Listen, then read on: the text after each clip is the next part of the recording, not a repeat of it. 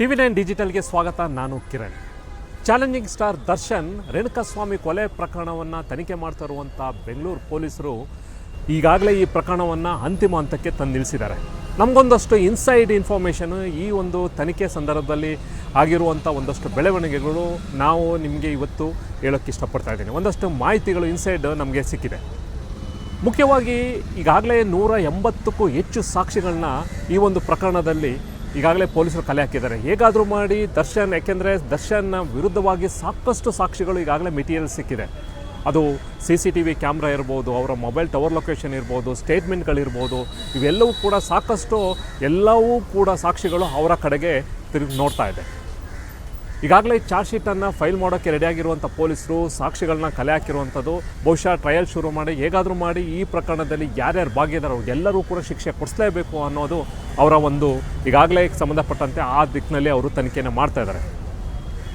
ಈ ಒಂದು ಪ್ರಕರಣದಲ್ಲಿ ಸುಮಾರು 12 ಜನರ ಮುಖ್ಯ ಸಾಕ್ಷಿಗಳನ್ನ ಅಂದರೆ ಐ ವಿಟ್ನೆಸ್ಗಳನ್ನ ಮ್ಯಾಜಿಸ್ಟ್ರೇಟ್ ಮುಂದೆ CRPC 164 ಅಡಿಯಲ್ಲಿ ಈಗಾಗಲೇ ಹೇಳಿಕೆಯನ್ನು ಕೊಡಿಸಿದ್ದಾರೆ. ಒಂದು ಸರಿ ಟ್ರಯಲ್ ಶುರುವಾದಾಗ ಬಂದು ಕಟ್ಕಟ್ಟೆಯಲ್ಲಿ ನಿಂತ್ಕೊಂಡು ಸಾಕ್ಷಿಯನ್ನು ಹೇಳುವಂಥದ್ದು, ಆರೋಪಿಗಳ ವಿರುದ್ಧ ಸಾಕ್ಷಿ ಹೇಳುವಂಥದ್ದು. ಈಗ ಅದಕ್ಕಿಂತ ಮುಂಚೆನೇ ಅಂದರೆ ತನಿಖೆ ಸಂದರ್ಭದಲ್ಲಿ ಮ್ಯಾಜಿಸ್ಟ್ರೇಟ್ ಮುಂದೆನೇ ನೇರವಾಗಿ ಬಂದು ಅವರ ಹೇಳಿಕೆಯನ್ನು ಮಾಡ್ತಾರೆ. ಅವರು ಮ್ಯಾಜಿಸ್ಟ್ರೇಟ್ ಮುಂದೆ ಹೇಳುವಂಥ ಏನು ಹೇಳಿಕೆ ಇದೆ ಕಂಪ್ಲೀಟಾಗಿ ವಿಡಿಯೋ ರೆಕಾರ್ಡ್ ಆಗುತ್ತೆ, ಜೊತೆಗೆ ಅಲ್ಲಿದ್ದಂಥವ್ರು ಕೂಡ ಎಂಟ್ರಿ ಮಾಡ್ಕೋತಾರೆ.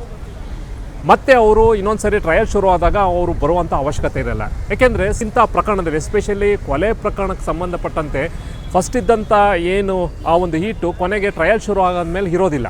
ಸಾಕ್ಷಿಗಳು ಎಷ್ಟೊಂದು ಜನ ಬರ್ತಾರೆ, ಭಾಳಷ್ಟು ಜನ ಹಾಸ್ಟೆಲ್ ಆಗಿ ಹೋಗ್ಬಿಡ್ತಾರೆ, ಬರೋಕ್ಕೆ ಹೋಗೋದಿಲ್ಲ.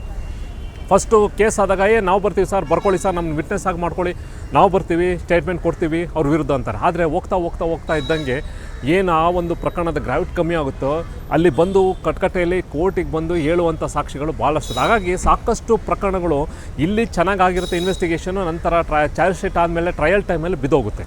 ಆದರೆ ಈ ಪ್ರಕರಣದಲ್ಲಿ ಹೇಗಾದರೂ ಮಾಡಿ ದರ್ಶನ್ಗೆ ಶಿಕ್ಷೆ ಕೊಡಿಸಲೇಬೇಕು. ಯಾಕೆಂದರೆ ಅವರ ಇನ್ವಾಲ್ವ್ಮೆಂಟು ಈಗ ಪೊಲೀಸ್ ತನಿಖೆಯಲ್ಲಿ ಸಾಕಷ್ಟು ಇರೋದ್ರಿಂದ ಅವ್ರಿಗೆ ಶಿಕ್ಷೆ ಕೊಡಿಸಲೇಬೇಕು ಅನ್ನೋದು ಇರೋದ್ರಿಂದ ಈಗಾಗಲೇ 12 ಜನರ 164 ಸ್ಟೇಟ್ಮೆಂಟನ್ನು ಕೊಡಿಸಿದ್ದಾರೆ. ಯಾರು ಇವರು 12 ಜನ? ಈ ಒಂದು ಸ್ಟೇಟ್ಮೆಂಟ್, ಈ ಒಂದು ಪ್ರಕರಣದಲ್ಲಿ ಅವರ ಪಾತ್ರ ಏನು, ಅವರ ಪ್ರಮುಖ ಸಾಕ್ಷಿ ಆಗೋಕ್ಕೆ ಕಾರಣವೇನು? ಮೊದಲನೇದು ಏನು A1 ಆರೋಪಿ ಪವಿತ್ರ ಗೌಡ ಇದ್ದಾಳೆ, ಆಕೆಯ ಮನೆಯಲ್ಲಿ ಇದ್ದಂಥ ಏನು CCTV ಕ್ಯಾಮ್ರಾ ಇತ್ತು, ಅಲ್ಲಿದ್ದಂಥ DVR ಏನು ಇತ್ತು ಮನೆ ಒಳಗಡೆ, ಅಲ್ಲಿದ್ದಂಥ ಫುಟೇಜ್ಗಳು ಡಿಲೀಟ್ ಆಗೋಯಿತು. ಅದನ್ನೆಲ್ಲವೂ ಕೂಡ ಫೋರೆನ್ಸಿಕ್ ಎಕ್ಸ್ಪರ್ಟು ರಿಟ್ರೀವ್ ಮಾಡ್ಕೊಂಡಿದ್ದಾರೆ. ಅಂದರೆ ಯಥಾ ಪ್ರಕಾರ ಡಿಲೀಟ್ ಆಗಿದ್ದನ್ನು ವಾಪಸ್ ತೊಗೊಂಡಿದ್ದಾರೆ. ಅದನ್ನು ಕೂಡ ಮಾಡಿಕೊಂಡು ಸರ್ಟಿಫೈ ಮಾಡಿದ್ದಾರೆ. ಇದೇ ವಿಡಿಯೋ ರೆಕಾರ್ಡ್ ಆಗಿದ್ದು, ಇದೇ ಕ್ಯಾಮ್ರಾದಲ್ಲಿ ರೆಕಾರ್ಡ್ ಆಗಿದ್ದು, ಇದು ಪವಿತ್ರ ಗೌಡ ಅವ್ರ ಮನೆಯಲ್ಲಿದ್ದು, ಈ ಕ್ಯಾಮ್ರಾದಿಂದ ಕ್ಯಾಮ್ 1, ಕ್ಯಾಮ್ 2, ಕ್ಯಾಮ್ 3 ಈ ಏನು ಕ್ಯಾಮ್ರಾಗಳು ಹಾಕಿದ್ರು ಇದರಲ್ಲಿರುವಂಥ ಫುಟೇಜ್ಗಳಿದ್ದು, ಇಷ್ಟೊತ್ತಿಗೆ ಅವರು ಒಳಗಡೆ ಬಂದಿರೋದು, ಇಷ್ಟು ಹೊರಗಡೆ ಹೋಗಿರುವಂಥದ್ದು, ಇದನ್ನು ರಿಟ್ರೀವ್ ಮಾಡಿದಂಥ ಏನು ತಜ್ಞರೊಬ್ಬರು ಇದ್ದಾರೆ ಅವರ ಒಂದು ಸ್ಟೇಟ್ಮೆಂಟನ್ನು ಕೊಟ್ಟಿದ್ದಾರೆ. ಅದೇ ರೀತಿ A2 ಆರೋಪಿ ಇರುವಂಥ ದರ್ಶನ್ ಮನೆಯಲ್ಲಿ ಇದ್ದಂಥ ಕ್ಯಾಮ್ರಾಗಳು ಏನು DVR ಅನ್ನು ರಿಟ್ರೀವ್ ಮಾಡಿದಂಥ ತಜ್ಞರಿದ್ದಾರೆ ಅವರ ಒಂದು ಸ್ಟೇಟ್ಮೆಂಟನ್ನು ಪೊಲೀಸರು ಕೊಟ್ಟಿದ್ದಾರೆ. ಇನ್ನು ಮೂರನೇದಾಗಿ ಈ ಒಂದು ಶೆಡ್ಡನ್ನು ಲೀಸ್ಗೆ ಕೊಟ್ಟಿರ್ತಾರೆ. ವಿನಯ್ ಮತ್ತು ಸೇರಿದಂತೆ ಕೆಲವೊಂದಷ್ಟು ಜನ ಆ ಶೆಡ್ಡನ್ನು ಲೀಸಿಗೆ ತೊಗೊಂಡಿರ್ತಾರೆ. ಲೀಸಿಗೆ ಕೊಟ್ಟಂಥ ವ್ಯಕ್ತಿಯ ಸ್ಟೇಟ್ಮೆಂಟನ್ನು ಮಾಡಿಸಿ, ಯಾಕೆಂದರೆ ಇವರೇ ಈ ಶೆಡ್ಡನ್ನು ನೋಡ್ಕೋತಾ ಇದ್ರು, ಇವರೇ ಇಷ್ಟು ಇದ್ದು ಅನ್ನೋದನ್ನು ಕೂಡ ಈಗ ಮೂರನೇವ್ರಿದೆ. ಇನ್ನು ನಾಲ್ಕನೇದು ಆ ಶೆಡ್ಡಲ್ಲಿದ್ದಂಥ ಸೆಕ್ಯೂರಿಟಿ ಗಾರ್ಡ್ ಇರ್ಬೋದು ಮತ್ತು ಮತ್ತೊಬ್ಬರು ಅಂದರೆ ಬೇರೆ ಅವ್ರಿಗೂ ಕೂಡ ಈಗಾಗಲೇ ಇಷ್ಟು ಜನ ಇಷ್ಟೊತ್ತಿಗೆ ಬಂದಿದ್ರು, ಇಷ್ಟು ಜನ ಇಷ್ಟೊತ್ತಿಗೆ ಹೋಗಿದ್ರು, ಇದೇ ವೆಹಿಕಲಲ್ಲಿ ಬಂದಿದ್ದರು, ಇವರು ಶೆಡ್ ಒಳಗಡೆ ಹೋಗಿದ್ರು, ಇದ್ರ ಒಳಗಡೆಯಿಂದ ಬಾಡಿನ ಹಿಂಗೆ ತೊಗೊಂಡೋದ್ರು ಅನ್ನೋದು ಕಣ್ಣಾರೆ ನೋಡಿರೋದಂಥವ್ರನ್ನ ಕೂಡ ಈಗಾಗಲೇ ಅವ್ರದ್ದು ಇಬ್ಬರದು ಅಲ್ಲಿ ಶೆಡ್ಡಲ್ಲಿದ್ದಂಥವ್ರದ್ದು ಸ್ಟೇಟ್ಮೆಂಟನ್ನು ಕೊಟ್ಟಿದ್ದಾರೆ. ಇನ್ನು ಅದಲ್ಲದೆ ರೇಣುಕಾಸ್ವಾಮಿನ ತೊಗೊಂಬಂದು ಬಾಡಿಯನ್ನು ಡಿಸ್ಪೋಸ್ ಮಾಡ್ತಾರಲ್ಲ, ಇಲ್ಲಿ ಶೆಡ್ ರಾಜರಾಜೇಶ್ವರಿ ನದಿ ಶೆಡ್ಡಿಂದ ಮತ್ತು ಇಲ್ಲಿ ಕಾಮಾಕ್ಷಿಪಾಳ್ಯ ಡ್ರೈನೇಜಿಗೆ ಬಿಸಾಕ್ತಾರಲ್ಲ, ಅಲ್ಲಿ ಬಿಸಾಕೋ ಸಂದರ್ಭದಲ್ಲಿ ನೋಡಿದಂಥ ವ್ಯಕ್ತಿಗಳು ಅಂದರೆ ಅಲ್ಲಿ ಒಂದಿಬ್ಬರು ನೋಡ್ತಾರೆ, ಅವ್ರದ್ದು ಒಂದು ಸ್ಟೇಟ್ಮೆಂಟನ್ನು ಕೂಡ ಕೊಡಿಸಿದ್ದಾರೆ.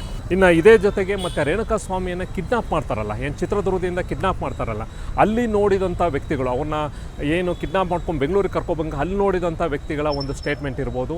ಜೊತೆಗೆ ಇಲ್ಲಿಗೆ ಕರ್ಕೊಬಂದಿದ್ದು ಇಲ್ಲಿಯ ಸ್ಟೇಟ್ಮೆಂಟ್ ಅಂದರೆ ಅಲ್ಲಿದ್ದಂಥ ಅಕ್ಯೂಸ್ಗಳು ಏನು ಒಬ್ಬ ರೆಕಾರ್ಡ್ ಮಾಡ್ಕೋತಾನೆ, ಒಂದು ಫೋಟೋವನ್ನು ಕಳಿಸ್ತಾನೆ, ಒಂದು ರೆಕಾರ್ಡ್ ಮಾಡ್ತಾನೆ, ಅವನ ಒಂದು ಸ್ಟೇಟ್ಮೆಂಟನ್ನು ಕೂಡ ಈಗಾಗಲೇ ಮ್ಯಾಜಿಸ್ಟ್ರೇಟ್ ಮುಂದೆ ಕೊಡಿಸಿದ್ದಾರೆ. ಒಟ್ಟು ಈಗ 12 ಜನರ 164 ಸ್ಟೇಟ್ಮೆಂಟನ್ನು ಪೊಲೀಸರು ಈಗಾಗಲೇ ಕೊಡಿಸಿದ್ದಾರೆ.